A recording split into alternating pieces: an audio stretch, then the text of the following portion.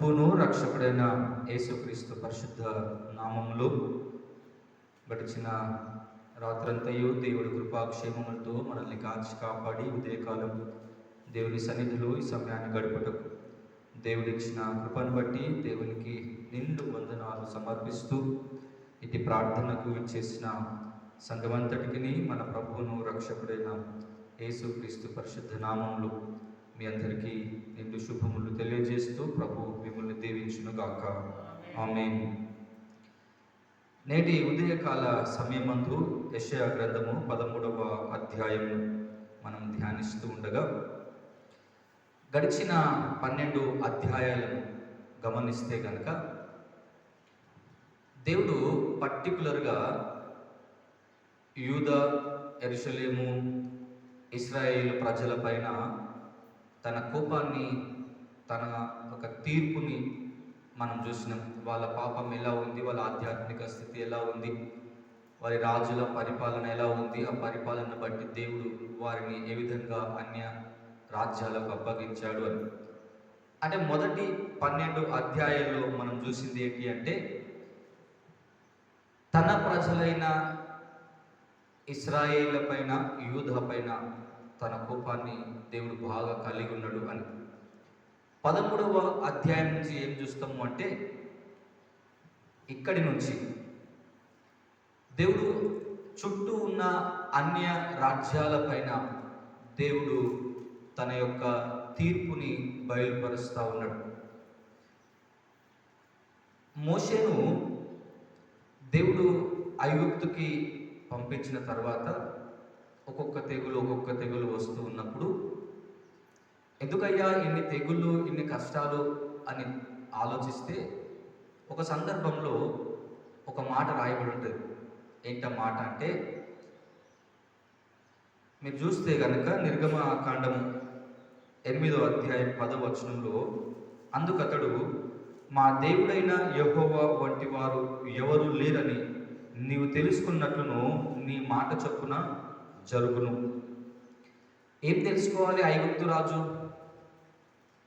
యెహోవా వంటి వారు దేవుడు ఎవరు లేరు అని తెలుసుకోవాలి. కొద్ది కాలం అంటే కొన్ని సంవత్సరాలు జరిగిన పిమ్మట ఇంకో సందర్భంలో ఓ ప్రవక్త ఇశ్రాయేలు రాజుకు ఈ మాట చెప్తాడు. సిరియనులు దేవుడు కొండలకు మాత్రమే దేవుడు కానీ లోయలకును ఆయన దేవుడు కాదని అనుకుంటున్నారు. అయితే ఈరోజు సిరియనులు ఏం తెలుసుకుంటారు అంటే దేవుడు కేవలం కొండలకు మాత్రమే కాదు కానీ ఆయన లోయలకు, ప్రతి స్థలంలో ఉన్నవారికి దేవుడు అని. ఈ 2 సందర్భాలు ఎందుకు నేను జ్ఞాపకం చేస్తున్నాను అంటే దేవుడు అనే వ్యక్తిని మనం ఓ ప్రాంతానికో కొందరు వ్యక్తులకు పరిమితి చేయడానికి వీల్లేదు. ఇతరులు అనుకుంటుండొచ్చు యేసుక్రీస్తు ప్రభు దేవుడు అంటే పలానా వారికి మాత్రమే సంబంధించిన వాడు అని, కేవలం లేదా ఆయన బయటి దేశాల నుంచి సంబంధించిన వాడని, ఇశ్రాయేలుకు మాత్రమే పరిమితమని. ఈ 13వ అధ్యాయం నుంచి ధ్యానిస్తే గనక బబులోను మీద, మోయాబు మీద దేవుడు తన యొక్క తీర్పుని బయలుపరుస్తున్నప్పుడు మనం అర్థం చేసుకోవాల్సిన విషయము ఆయన ఇశ్రాయేలు ప్రజలకు దేవుడే కాదు కానీ సర్వలోకానికి కూడా ఆయన దేవుడు. ఆ మాటను జ్ఞాపకం చేసుకోగలగాలి. ఇప్పటి వరకు తన ప్రజలైన ఆ 12 గోత్రముల మీద ఆయన కోపాన్ని ప్రదర్శిస్తే 13వ అధ్యాయం నుంచి వేరే దేశాలపైన కూడా ఆయన కోపాన్ని, తీర్పును ప్రదర్శించగలిగిండు. అంటే వారు నమ్మినా నమ్మకపోయినా, వారు ఒప్పుకున్నా ఒప్పుకోకపోయినా వాస్తవమైన సత్యం ఏమిటి అంటే దేవుడు అందరిపైన తన అధికారాన్ని ప్రదర్శిస్తాడు, అందరికీ ఆయన్నే తీర్పు తీరుస్తాడు. ఇందులో ఏ మొహమాటము, అనుమానము అనేది లేదు. 13వ అధ్యాయము మొదటి వచనాన్ని మీరు చూస్తే చూడండి, ఈ మాట రాయబడింది. ఆమోజు కుమారుడైన యెషయాకు బబులోను గురించిన ప్రత్యక్షమైన దేవోక్తి. దేవోక్తి అంటే భారము లేదా కష్టమని దేవుని తీర్పుని బయలుపరిచినప్పుడు ప్రత్యేకంగా వాడిన పదం. అంటే దేవుడు మీ పైన తన కోపాన్ని ప్రదర్శించబోతున్నాడు అని, మీకు శ్రమలు రాబోతున్నాయి అని చెప్పే సందర్భంలో దేవోక్తి అనే పదాన్ని మనం చూసినాం.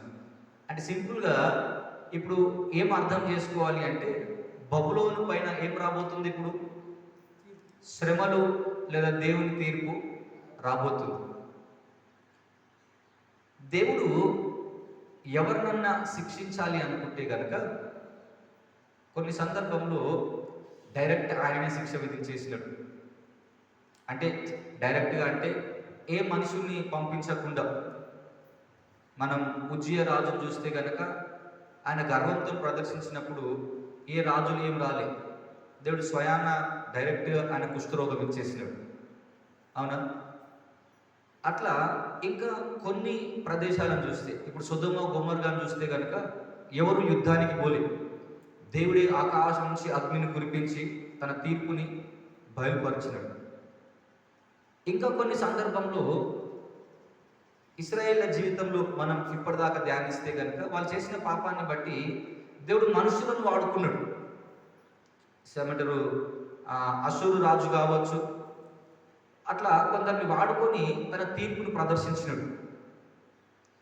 ఇప్పుడు కూడా దేవుడు తన తీర్పుని బయలుపరచాలి అనుకున్నప్పుడు దేవుడు డైరెక్ట్గా, అంటే తానే ఆకాశం నుండి ఏదో చేయకుండా ప్రత్యేకమైన ఒక సైన్యాన్ని సిద్ధపరుస్తూ ఉన్నాడు దేవుడు.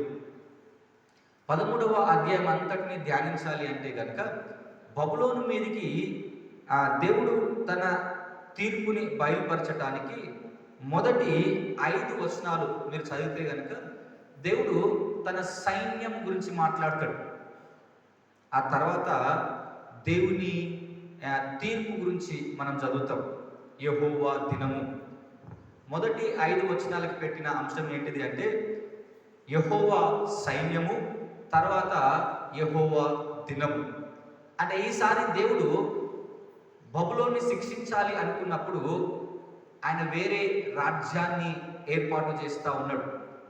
గొప్ప సంగతి ఏమిటి అంటే తన సైన్యం గురించి రాయబడ్డ మాట ఒకటి మనం పర్టికులర్గా చదువుదాం. 3వ వచనాన్ని మనం చూద్దాం.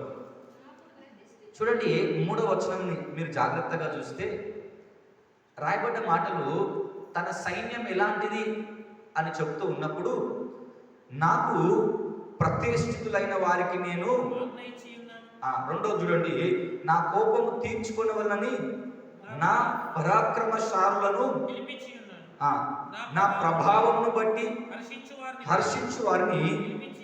ఎలాంటి సైన్యం ఇది? ఇప్పుడు దేవుడు తనకు సాధనముగా వాడుకునే ప్రజలను ఎలా ఉన్నారు లేదా ఎలా ఉండాలి అంటే కనుక మొదటి విషయము, వారు దేవునికి ప్రతిష్ఠింపబడ్డవారు. ఇంకో మాట చెప్పాలంటే దేవుని కొరకు ప్రత్యేకింపబడ్డవారు. వాళ్ళు దేవుడు వారిని ఒక పని కొరకు ప్రతిష్ఠించినడు. రెండో మాట ఏమన్నాడు తెలుసా? వారు నా పరాక్రమశాలులు, అంటే నా పక్షంగా యుద్ధాన్ని జరిగించేవారు, నా కొరకు నిలబడేవారు, నా కోసం ఏదైనా కూడా చేసేవారు.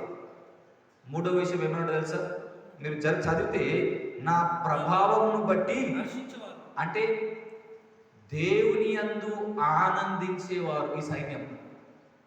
దేవుని బలాన్ని బట్టి, దేవుని గొప్పతనాన్ని బట్టి, దేవుని యొక్క తీర్పును బట్టి వారు అద్భుత లేదా దేవుని కొరకు యుద్ధాలు చేస్తూ జయిస్తూ ఉన్న వారి సంతోషం ఎందులో ఉందంట? దేవుని యందు ఉంది సంతోషం. ఇప్పుడు దేవునికి ఎలాంటి వారు కావాలి తన పని జరిగించాలి అంటే? ఆయన పని కొరకు ప్రత్యేకంగా, బలవంతులంగా, అంటే జ్ఞానయుక్తంగా పని చేయగలుగుతూ ఆయన యందు ఆనందించగలిగే భక్తులు దేవుడు కోరుకుంటా ఉన్నాడు. అందుకే మొదటి 5 వచనాలు యెహోవా సైన్యం ఎలాంటిది అని మనం చూస్తాం. ఈ సైన్యం ఎవరు అంటే గనుక మనం ఇప్పుడు ఇదే 13వ అధ్యాయం 17వ వచనం చూస్తే ఆ సైన్యం ఎవరు మనకు కనబడుతుంది. వారి మీద పడుటకు నేను మాదీయులను రేపెదను. ఎవరు వీళ్ళు? వీరు బబులోనుని, అషూరుని అందరినీ జయించిన వారు. మీరు దానియేలు గ్రంథం చూస్తే దానియేలు పరిపాలనలో దర్యావేషు పరిపాలన అని మీకు కనబడుతుంది.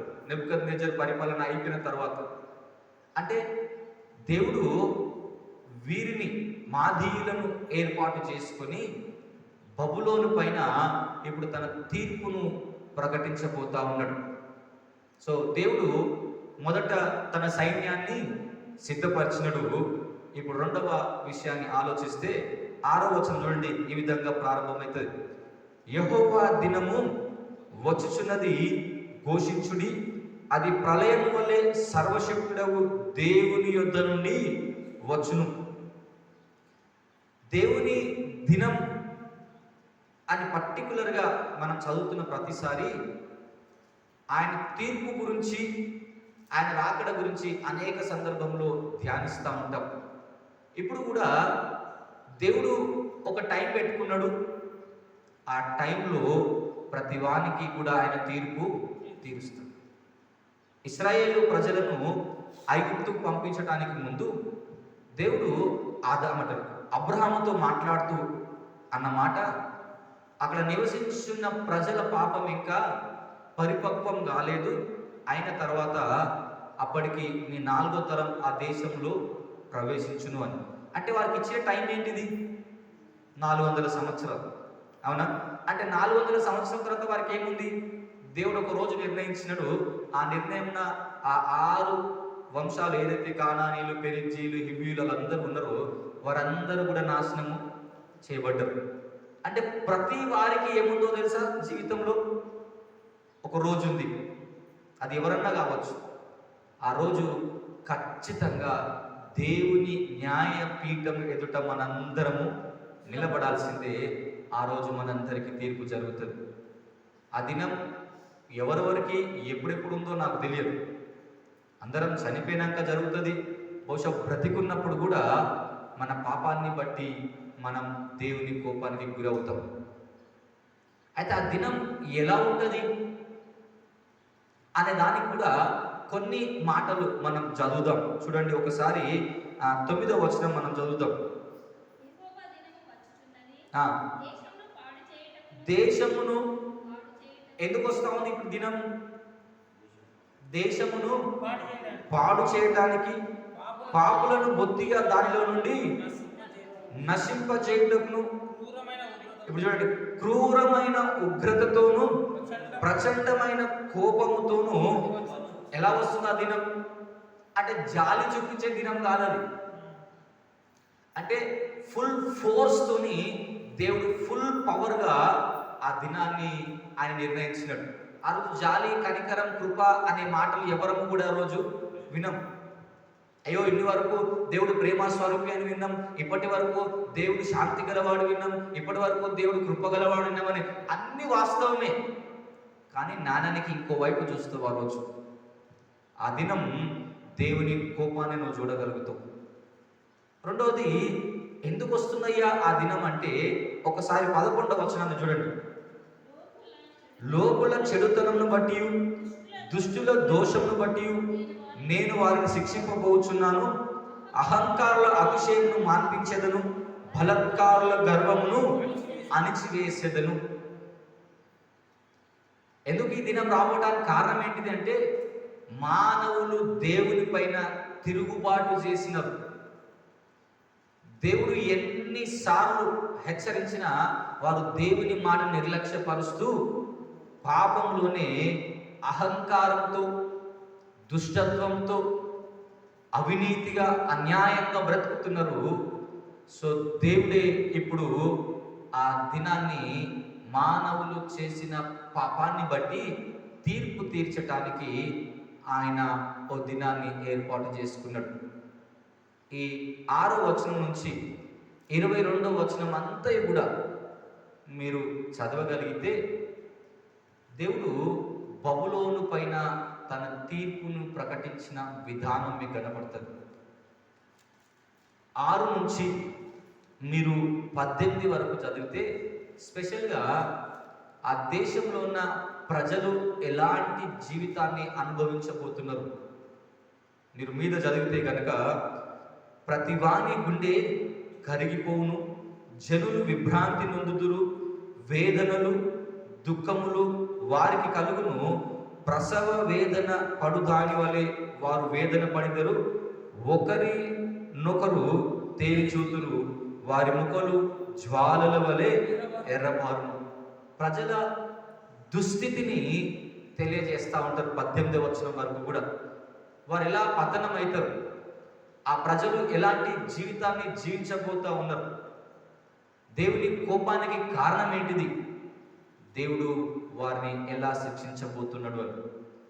తర్వాత చివరి వచనాలు మీరు గమనిస్తే 19 నుంచి 22 వరకు 4 వచనాలు గమనిస్తే దేశం ఎలా పాడైతుందో మీకు కనబడతారు. మీరు మంచిగా చదివితే ఏముంటుందో తెలుసా, అక్కడ మనుషులు ఎవ్వరు నివసించరిక, జంతువులు అక్కడ నివసించే నివాస స్థలముగా మారుతుంది. బబులోను దేశము గొప్ప వైభవాన్ని అనుభవించిన దేశం. ఒకప్పుడు తన శక్తినంతటిని ప్రదర్శించి, తన బలాన్ని సైన్యాన్ని అంతటిని వారు ఉపయోగించి అన్ని రాజ్యాలను జయించి వైభవంగా ఎదిగిన ఆ దేశం దేవుని తీర్పు దినమున ఏమైంది అంటే, ఆ నేల ఎందుకు పనికి రాకుండా పోయింది. దానికి చెప్పడానికి దేవుడు వాడిన పదం ఏంటో తెలుసా, ఆ రోజు సొదొమ గొమొర్రా వలె ఆ దేశం తయారైంది. ఏమైంది సొదొమ గొమొర్రాలు? దేవుడు ఆకాశం నుండి తన అగ్ని వడగడ్లను కురిపించి నేలంతటినీ కూడా నాశనం చేశాడు. అసలు మనుషులు జీవించటానికి వీలు లేకుండా అదే దుస్థితి, అదే పరిస్థితి బబులోను దేశమును దేవుడు ఆ విధంగానే మార్చబోతా ఉన్నాడు. ఈ 13వ అధ్యాయంలో దేవుని సాధనంగా ఉన్న సైన్యంలాగా మనం ఉండాలా, లేదా దేవునికి అవిధేయత చూపిస్తూ బబులోను పతన స్థితికి జారినట్టుగా మనం జారాలా? ఈ రెండు మనం ఆలోచించాలి. నువ్వు దేవునికి సాధనంగా వాడబడాలి అంటే నువ్వు దేవుని యందు ఆనందించే వాడివై ఉండాలి.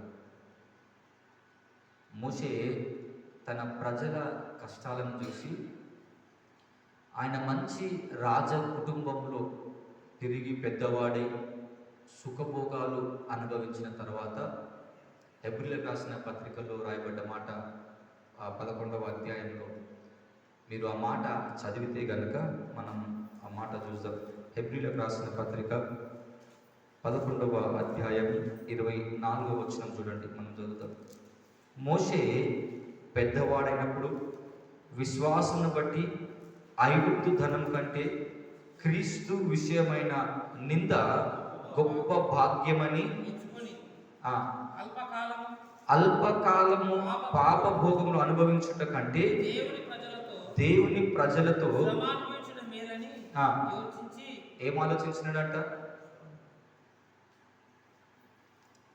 సుఖాన్ని అనుభవించటం కన్నా దేవుని కొరకు శ్రమ పడటం నాకు ఇష్టం. ఆయన అనుకున్న మాట. ఎందుకు గొప్ప నాయకుడు అవ్వగలిగిండు ప్రపంచంలో, అలాంటి నాయకుడు లేడని ఎందుకు మనం ఆయన జీవితాన్ని జ్ఞాపకం చేసుకున్నాము అంటే, ఆయన సుఖభోగాలు అనుభవించిన వాడు దేవుని పని చేయటానికి, దేవుని కొరకు, తన ప్రజల కొరకు శ్రమలు పడటానికి ఇష్టపడినవాడు. అంటే దేవుని అందే ఆనందించగలిగినవాడు, దేవుని అందే తన జీవితాన్ని నిలబెట్టుకున్నవాడు. కావాలి అనుకుంటే మోషే ఎంతైనా తన జీవితాన్ని మలుచుకునేవాడు. మనం కూడా దేవుని అందే ఆనందించే బిడ్డలుగా ఉండగలిగితే కనుక మనం కూడా ఈ లోకానికి దేవుని సాధనముగా, దేవునికి సాక్షి బిడ్డలంగా ఈ లోకంలో నిలబడగలుగుతాం. మనం దేవుని యందు ఆనందించలేక, లేదా ఏదో నామకార్థంగా వచ్చి పోయి కూర్చొని ఆరాధనలో ఉంటే కనుక మనం దేవునికి సాధనముగా, ఆయన పాత్రలుగా ఈ లోకంలో మనం వాడబడలేము. అలా వాడబడని రోజున ఇంకోటి గుర్తుపెట్టుకోవాలి. ఏంటో తెలుసా? నువ్వు యెహోవా సైన్యంలో లేకపోతే కనుక యెహోవా దినం కొరకు నువ్వు ఎదురు చూడాల్సిందే. అంతకుమించి ఇంకో ఆప్షన్ ఏమీ లేదు. సో రెండే నీ జీవితంలో, ఆయన సైన్యంలో ఒకటిగా మిగిలిపోతావా, అంటే ఆయన సాధనంగా నువ్వు మిగిలిపోతావా, లేదా ఆయన దినము రాబోతుందని గుర్తెరిగి ఆ దినం కొరకు నీవు ఎదురు చూస్తూ ఉంటావా? ఈ రెండిట్లో ఏదో ఒకటి మనం ఆలోచించాలి. 13వ అధ్యాయం నేర్పించే సత్యం ఏమిటి అంటే, ఒక సైన్యం ఉంది, ఒక ప్రజలు ఉన్నారు, ఆ ప్రజలు దేవుని కొరకు వాడబడుతున్నారు. ఇంకో సైన్యం ఉంది, బబులోను రాజ్యం ఉంది, గొప్ప వైభవంగా ఎదిగిన దేశం. దేవుడు ఒకప్పుడు వారిని కూడా సాధనంగా వాడుకొని యూదా ప్రజలను బానిసలుగా పంపించిన 70 సంవత్సరాలు. మీరు దానియేలు గ్రంథం 1వ అధ్యాయం చదివితే రాయబడ్డ మాట ఏంటంటే సార్, యెహోవా వారిని నెబుకద్నెజరునకు అప్పగించెను అని ఉంటుంది. అంటే జయించింది నెబుకద్నెజరు కాదు, దేవుడు నెబుకద్నెజరుని ఆ రోజు బలపరచుడు కాబట్టి దేవుడు యూదా పైన విజయాన్ని ప్రసాదించింది. అయితే ఆ తర్వాత వారు చేసిన పాపాన్ని బట్టి వారికి మళ్ళీ ఏముందో తెలుసా? ఒక దినం ఏర్పాటు చేయబడ్డది, ఆ దినం వారు నాశనం అయిపోయినారు. మరి నీవు నేను ఈ ఉదయకాల సమయమందు ఎలా మన జీవితాన్ని నడిపించుకోవాలో మనం తీర్మానం చేసుకుందాం. దేవునికి సాధనంగా మనం ఉందాం. ఈ లోకంలో దేవుణ్ణి ఎరుగని బిడ్డలం మనం దేవుని చేతిలో పాత్రలుగా వాడబడుతూ ఆయన సైన్యంలో మనం కూడా ఒకరంగా ఉండి ఆయన కొరకు నిలబడుటకు దేవుని కృపా సన్నిధి మనకు తోడై ఉండి నడిపించును గాక. ఆమేన్. తలలు వంచి ప్రార్థన చేద్దాం. మా దేవ, మా ప్రభువ, పరిశుద్ధుడ, కృపగలిగిన తండ్రి, మీ పాదములకు నిండు వందనాలు చెల్లిస్తూ ఈ ఉదయకాల సమయమందు దేవా, బబులోనుపై మీరు తీర్పు తీర్చడానికి నిర్ణయించినప్పుడు మీరు దేవా మాదీయులను అనే ఓ సైన్యాన్ని, ఓ దేశాన్ని మీరు ఏర్పాటు చేసుకొని, నా మంద కాపరి అని దేవా, నేను అభిషేకించిన వాడు అని మీరు తన గురించి మాట్లాడుతూ, నాకు ప్రతిష్ఠితమైన వారు, నా పరాక్రమశాలులు, నా ప్రభావాన్ని బట్టి హర్షించువారు అని మీరు సెలవిచ్చి ఆ సైన్యాన్ని దేవా, ఈ ప్రపంచంలో ప్రతి వ్యక్తిని దేవా ఆ విధంగా నిలబెట్టుకోవాలని మీరు ఆశపడుతున్నారని మీ వాక్యం ద్వారా మేము గుర్తించగలుగుతున్నాం. మేము కూడా దేవా ఈ లోకం యందు ఆనందించక నీ కొరకు ప్రత్యేకింపబడిన వారంగా, లేదా నీ ద్వారా మేము ప్రతిష్ఠించబడ్డ జనాంగంగా పిలువబడుతూ ఉన్నప్పుడు, నీ పరాక్రమశాలులుగా దేవా మేము ఈ లోకంలో కనబడుతున్నప్పుడు, మీ అంతే దేవా హర్షిస్తూ ఈ లోకంలో మీకు మీ చేతిలో సాధనంగా వాడబడటానికి మమ్మల్ని సరిదిద్ది నడిపించమని వేడుకుంటూ ఉన్నాం. ఈ మాటలు ఎంతమంది అయితే వింటున్నారో దేవా, వారందరినీ మీరు లేవనెత్తండి. ఈ లోకంలో దేవా మేము ఎంతకాలం నివసించినను ఒక దినం రాబోతుంది. ఆ దినం మేము మీ తీర్పుని అనుభవించాల్సింది. అది బ్రతికున్నప్పుడు, అది చనిపోయినప్పుడైనా, ఏదో ఒక సందర్భంలో దేవా మా పాపాన్ని బట్టి, మా అహంకారాన్ని బట్టి, మా గర్వాన్ని బట్టి, మా దోషాలను బట్టి మేము మీ ఎదుట నిలబడాల్సింది. ఆ రోజు మీ తీర్పును మేము ఎదుర్కోవాల్సి ఉందని గుర్తెరుగుతూ, ఆ తీర్పును దేవా ఎవరు తప్పించుకోలేమని గుర్తెరిగి, మేమందరము మీరు సిలువలో కాల్చిన రక్తాన్ని మా పాపములను దేవా పశ్చాత్తాపడి కడిగి వేసుకొని మీకు సాధనమైన బిడ్డలుగా బ్రతకటానికి మా అందరికీ తోడుగా ఉండి నడిపించమని వేడుకుంటూ ఉన్నాం. ఇటు ఆరాధనలో పాల్గొన్న సంఘం అంతటిని మీరు దీవించండి. ప్రతిరోజు దినదినము ఈ మాటలు ధ్యానిస్తూ ఉండగా ఆ వాక్కులో ఉన్న గొప్పతనాన్ని గ్రహిస్తూ దేవా మీరు అందరికీ దేవుడని, యేసుక్రీస్తు ప్రభు అందరికీ ప్రభు అని గుర్తెరుగు రాకున్నా మేము గ్రహిస్తూ, అందరిపై ఆయన అధికారం ఉందని, అందరికీ ఆయనే తీర్పు తీరుస్తాడని గుర్తెరుగుతూ మేము భయభక్తులతో ముందు కొనసాగుతాం. మీ సాధనంగా వాడటం మీ కృప అనుగ్రహిస్తూ నడిపించి సంఘాన్ని దీవించమని యేసు నామములో ప్రార్థిస్తున్నాము తండ్రి. ఆమేన్. పరలోకమందున్న మా తండ్రి, నీ నామము పరిశుద్ధపరచబడును గాక, నీ రాజ్యం వచ్చును గాక, మీ చిత్తం పరలోకమందు నెరవేరుచున్నట్టు భూమి అందు నెరవేరును గాక. మా అనుదిన ఆహారం నేడు మాకు దయచేయము. మా ఇంట్లో అపరాధం చేసిన వారిని మేము క్షమించిన ప్రకారం మా అపరాధములను క్షమించుము. మమ్మల్ని శోధనలు తేక దుష్టి నుండి తప్పించుము. ఎందుకనగా రాజ్యము, శక్తియు, మహిమయు నిరంతరము నీవై ఉన్నవి. ఆమేన్. మన పరమ తండ్రి అయిన దేవుని ప్రేమ, లోకరక్షకుడైన యేసుక్రీస్తు ప్రభుల వారి కృప, పరిశుద్ధాత్మ దేవుని అన్యోన్య సహవాసమును, సకల ఆశీర్వాదము ఇటు ఆరాధనలో పాల్గొనే మనందరికీ, రాలేకపోయిన సంఘం అంతటికి కూడా ఆయనకు సాధనముగా మనం నిలబడి దేవునికి మహిమకరంగా బ్రతకగలుగుతాము. అలాంటి జీవితం మనందరం కలిగి ఉండుటకు దేవుని కృపలో మనందరికీ ఆయన నడిపింపు తోడయుండును గాక. ఆమేన్.